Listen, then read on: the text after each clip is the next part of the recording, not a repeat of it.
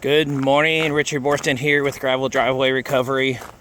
We are down in Sparta, Tennessee today, and we are working on a driveway that the owners have lived here for about 3 years, but just recently were able to purchase it, and so they're getting all kinds of things fixed up. And one of the things that they wanted to do was get this driveway fixed. So we're going to do that for them today. You can see pretty typical stuff. Lots of grass in here, and with the grass comes dirt. There's the tracks that have compressed or compacted the area on where the tires come in contact, and so that is lowering. You can see, therefore, we're getting mud. We're getting actually potholes up here. And keep in mind that it hasn't rained for probably 5-6 days now. You can see what I'm talking about. If you've watched any of my other videos, you can see about the compaction and how it holds water. The water doesn't go anywhere. Folks, you got to get the compaction out of these potholes, or else it will continue to have a problem. All right, well, we're going to get to it. We'll take you along and show you how we get this taken care of.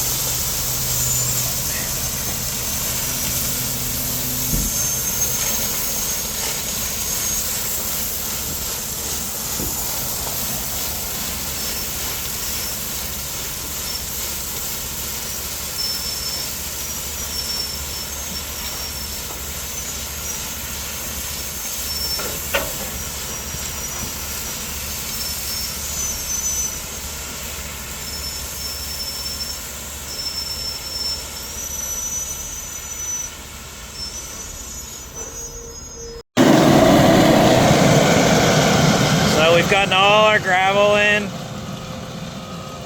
We got Joey putting the finishing touches on here. Let me point out to you one of the things that we did here.